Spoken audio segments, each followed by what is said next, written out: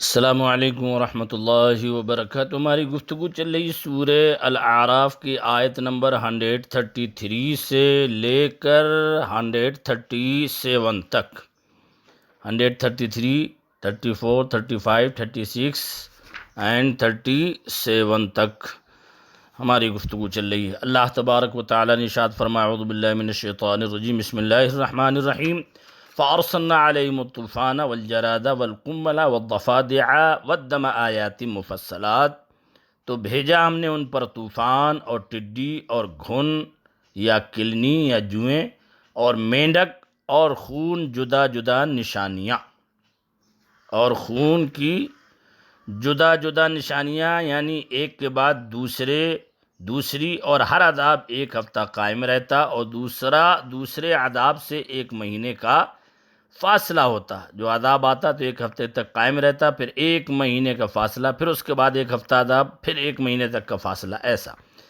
فَاسْتَكْبَرُوا وَكَانُوا قَوْمًا مُجْرِمِينَ، تو انہوں نے تکبر کیا اور وہ مجرم قوم تھی۔ انہوں نے تکبر کی، اور حضرت موسیٰ علیہ السلام پر ایمان نہ لائے۔ وَلَمَّا وَقَعَ عَلَيْهِمُ الرِّجْزُ قَالُوا يَا مُوسَى ادْعُ لَنَا رَبَّكَ بِمَا عَهِدَ عِندَكَ، اور جب ان پر عذاب پڑتا کہتے ہیں موسیٰ ہمارے لیے اپنے رب سے دعا کرو، اس عہد کے سبب جو اس کا تمہارے پاس ہے، اس عہد کے سبب جو اس کا تمہارے پاس ہے کہ وہ آپ کی دعا قبول فرمائے گا، لَئِن كَشَفْتَ عَنَّا الرِّجْزَ لَنُؤْمِنَنَّ لَكَ وَلَنُرْسِلَنَّ مَعَكَ بَنِي اسرائیل، بے شک اگر تم ہم پر عذاب اٹھا دو گے تو ہم ضرور تم پر ایمان لائیں گے اور بنی اسرائیل کو تمہارے ساتھ کر دیں گے۔ وَلَنُرْسِلَنَّ مَعَكَ بَنِي اسرائیل فَلَمَّا كَشَفْنَا عَنْهُمُ الرِّجْزَ إِلَىٰ أَجَلٍ هُمْ بَالِغُوهُ إِذَا هُمْ يَنْكُثُونَ، پھر جب ہم ان سے عذاب اٹھا لیتے ایک مدت کے لیے جس تک انہیں پہنچنا ہے، جب ہی وہ پھر جاتے۔ پھر جب ہم ان سے عذاب اٹھا لیتے ایک مدت کے لیے تو جس تک انہیں پہنچنا ہے جب ہی وہ پھر جاتے۔ فَانْتَقَمْنَا مِنْهُمْ فَأَغْرَقْنَاهُمْ فِي الْيَمِّ، تو ہم نے ان سے بدلہ لیا تو انہیں دریا میں ڈبو دیا، دریائے نیل میں۔ جب بار بار انہیں عذابوں سے نجات دی گئی اور وہ کسی عہد پر قائم نہ رہے اور ایمان نہ لائے اور کفر نہ چھوڑا، تو وہ میعاد پوری ہونے کے بعد جو ان کے لیے مقرر فرمائی گئی تھی انہیں اللہ نے غرق کر کے ہلاک کر دیا۔ اللہ نے انہیں غرق کر کے فَأَغْرَقْنَاهُمْ فِي الْيَمِّ، تو انہیں دریا میں ڈبو دیا۔ بِأَنَّهُمْ كَذَّبُوا بِآيَاتِنَا وَكَانُوا عَنْهَا غَافِلِينَ، اس لیے کہ ہماری آیتیں جھٹلاتے اور ان سے بے خبر تھے، ہماری آیتیں جھٹلاتے ان سے بے خبر تھے، اصلاً تدبر اور التفات نہ کرتے تھے، بالکل توجہ ہی نہیں کرتے تھے۔ وَأَوْرَثْنَا الْقَوْمَ، اور ہم نے اس قوم کو یعنی بنی اسرائیل کو، الَّذِينَ كَانُوا يُسْتَضْعَفُونَ، جو وبا لی گئی تھی اس زمین کے پورا پچھم کا وارث کیا۔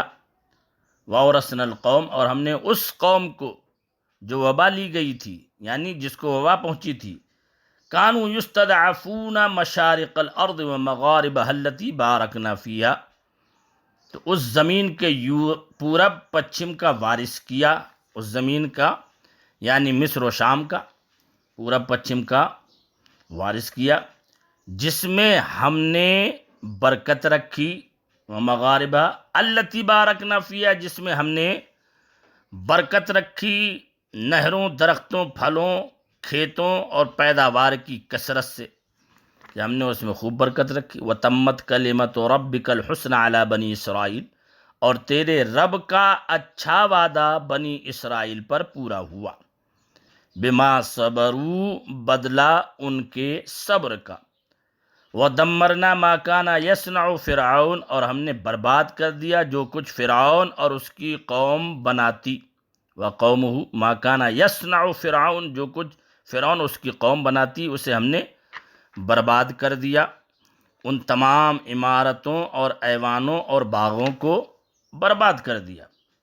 وما كانوا یشعرون، اور جو چنائیاں اٹھاتے تعمیر کرتے تھے وہ سب کے سب ہم نے برباد کر دیا۔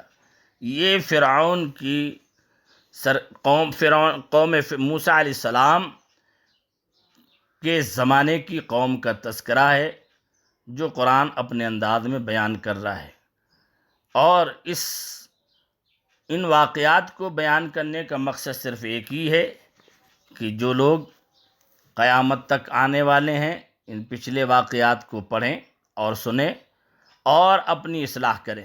اگر نہیں کرتے تو اللہ نے ایسے عذاب میں پچھلی قوموں کو گرفتار کر کے ہلاک و برباد کر دیا۔ اللہ تبارک و تعالی ہمیں آپ کو سمجھنے کی توفیق عطا فرمائے اور ہمارے ایمان کی حفاظت فرمائے۔ السلام علیکم ورحمۃ اللہ وبرکاتہ۔